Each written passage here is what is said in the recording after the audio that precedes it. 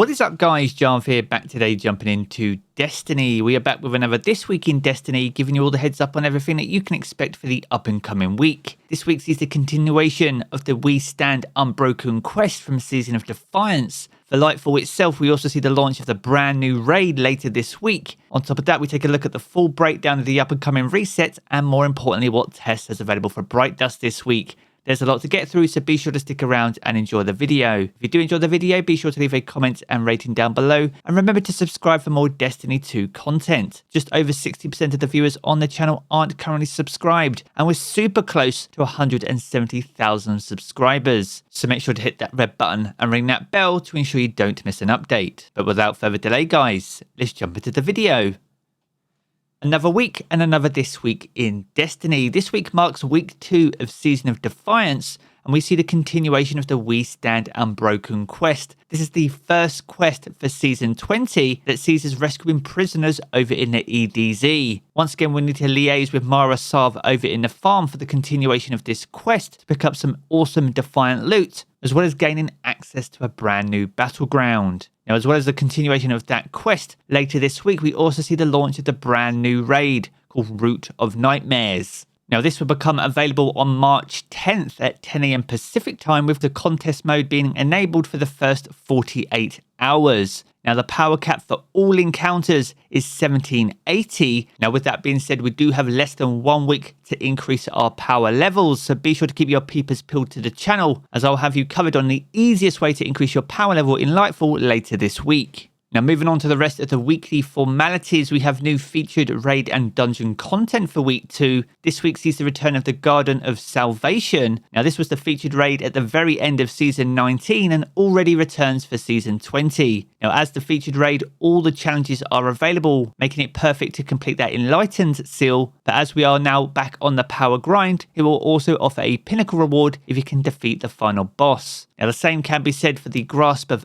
Avarice, which is the featured dungeon for the up and coming week. If you can take out the final boss in this epic dungeon from the 30th anniversary pack, they'll also grant you that pinnacle reward. Now, from here, we're going to move on to Dares of Eternity and this 30th anniversary pack activity. And this week sees the Prefactor armor sets available. This is from Season of the Chosen and perfect if you're looking to complete your transmog collection.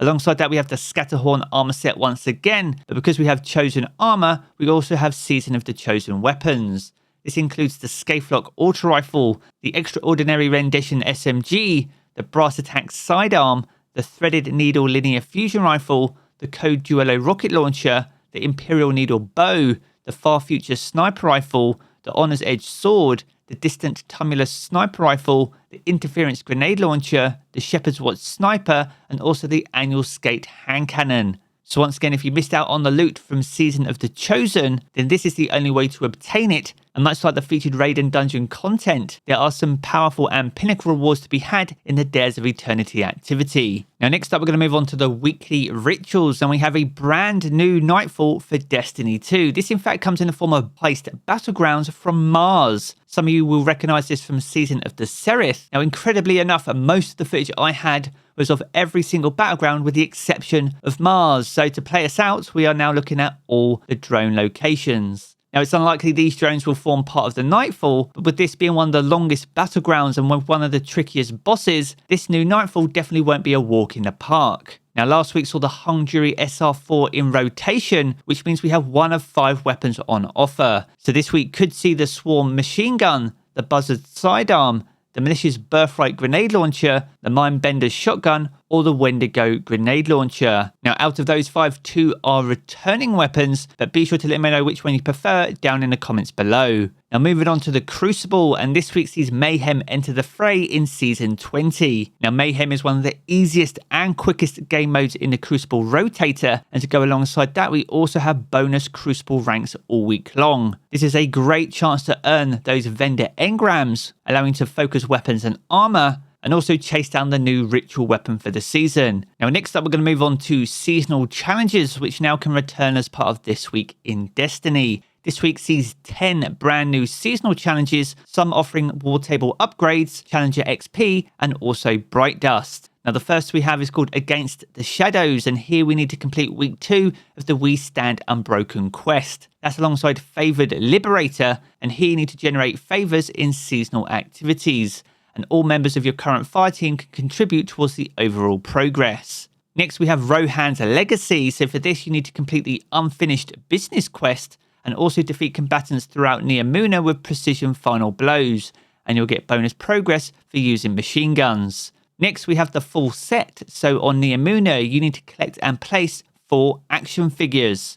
That's alongside Cosmodrome activities. So over in the Cosmodrome, you need to earn progress by completing bounties, patrols, public events, and lost sectors. That's alongside Lost in the Legend, and here you need to complete a lost sector on Legend difficulty or higher. That's followed by Flourish of Power. So here you need to defeat Guardians in Mayhem with super abilities. Next, we have Bank, Kill, Repeat, and here you need to earn points by banking moats, defeating blockers, and defeating Guardians in Gambit. The penultimate challenge is called Hive Slayer, so here you need to defeat Hive combatants in the Vanguard playlist or strikes, and earn bonus progress for defeating tougher combatants. And the final challenge for this week is called Close Range Calibration. So here you need to calibrate close ranged weapons, including sidearms, SMGs, shotguns, glaives, and swords, all in the Cosmodrome, and you'll get bonus progress for rapidly defeating combatants. Now, as we mentioned earlier, some of these offer war table upgrades, all of these offer Challenger XP, and some offer Bright Dust, which brings us nicely onto the final section of today's video, and that's what Tess has available for Bright Dust in week 2 of Season of Defiance. Now, over in the featured Bright Dust shelf, we have an exotic emote called Read the Map.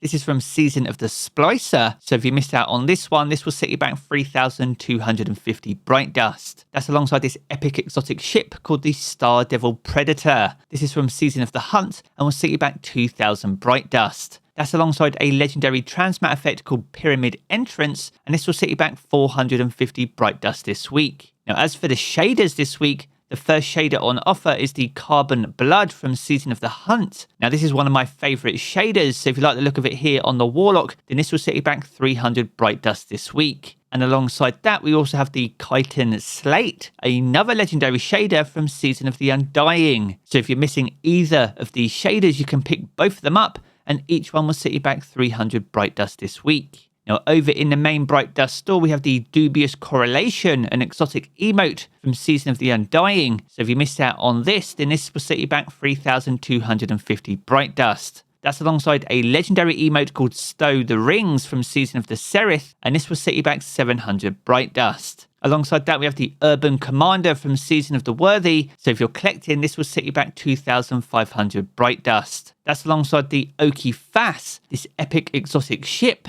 Now, this has been sold quite a few times, so if it's still missing from that collection, this will be available for 2,000 Bright Dust. Now, next we have exotic armor ornaments, so this will vary depending on which class of Guardian you visit tests with. For your Warlocks, you have the Ley Striders. For your Lunafaction boots. For your Hunters, you have the Retreads. For your Stompies, and for your Titans, you have the Belenus boosters for your Lion Rampants. So if you're looking to collect all of these, be sure to pay Tess a visit on each class, with each one setting back 1,500 Bright Dust this week. And the penultimate item is the Spider Projection from Season of the Hunt, which will cost you 1,500 Bright Dust. And the final item on offer is the Noble Burden, an absolutely awesome exotic weapon ornament for the Dead Man's Tail. Now, this released back in Season of the Seraph, so if you missed out on this last season, this will cost you just 1,250 Bright Dust. So there we have it, a good look on everything that you can expect for week 2 of Season of Defiance. If you've enjoyed this video, then be sure to check out one of the 2 videos you see here in these cards for more Destiny 2 content. And if you want to keep up to date with everything to do with Destiny 2, then be sure to hit subscribe as well. I'm going to jump into the game as always, guys, and I will catch you all again very soon.